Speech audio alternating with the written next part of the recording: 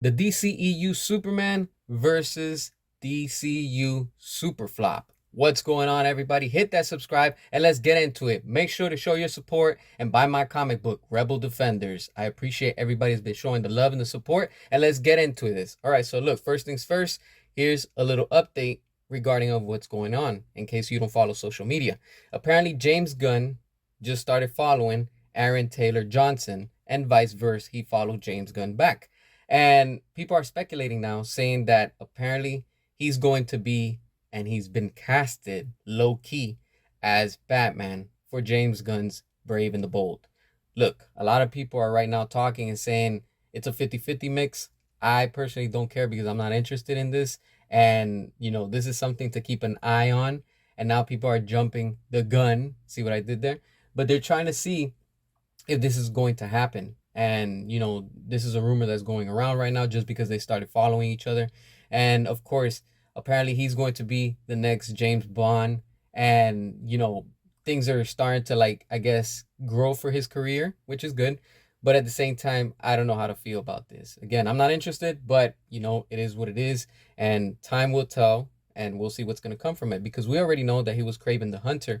And we know how bad that movie tanked when it came out from Sony. So we have to keep an eye on that, and we'll see what's going to come from that. Now, here's a badass picture that I came across. Absolutely. Cinema at its finest. There's none like it. And of course, we can see that's related to Zack Snyder's Justice League. And straight up, that's fire. That's cinema right there. It's quality.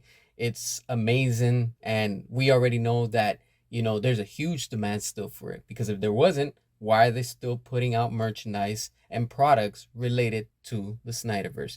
Oh, that's right, because it sells. That's why. Just like fresh hot bread, it just can't stay in stock. People want more, and we will keep on asking because we will stop at nothing. Now, look, let's look at this real quick. All right. Superman has ended its domestic run with 354 million. Its worldwide standing at 615.7 million. All right. So it's already done. It's finished with its run, and it is what it is. And the numbers are finally in. And speaking about numbers, we're about to see some numbers because I did my homework. And upon doing my homework, let's keep some things in mind. All right. Like some of you like to say, come at this with an open mind.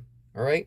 Let me bring you some facts because we have to see and take into account some things before we could see if James Gunn's Superman 2025 was a flop or was it a success. Now check this out. With Superman from James Gunn, they had a budget of 225 million. The marketing was 200 million. The total that they spent to make the movie was $425 million. Let's keep that number in mind. If we look at it, it's currently worldwide 615.8 million worldwide. All right. Now, let's take into account the next following things. Because when movie theaters take a percentage, they do it during the domestic run. Now, I'm going to break it down real fast, but in the total cost. When you take 615.8 million of what it's made worldwide, and you subtract the 40% that goes to the movie theaters, now they're staying with 36900.48 million. If you take away 50%, you're staying with 307.9 million. Now let's keep these numbers, like I said, because now when you have 36900.48, you subtract what the total cost of Superman was. That was 425 million. They have a negative of 55 million. So they lost $55 million. But if you look at it with the 307.9 million, subtract the 425 million, they lost $117 million on this movie. That's why in the end, this movie's a flop.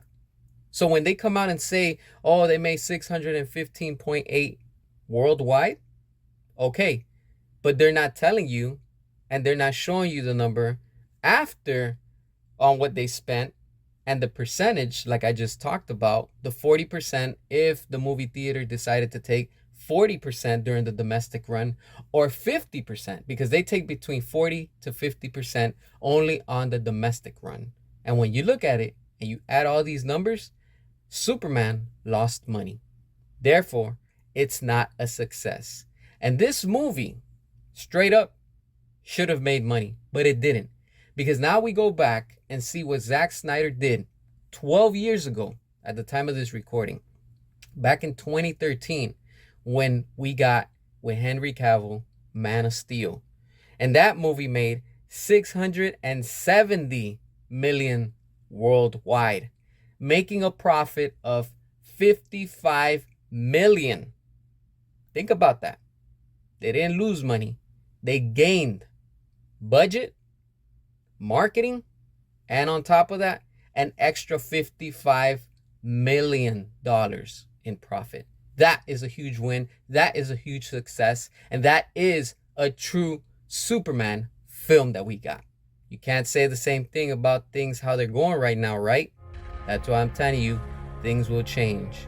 And numbers don't lie. Hit that subscribe, drop your comments, show your support, buy my comic book, Rebel Defenders. And until next time.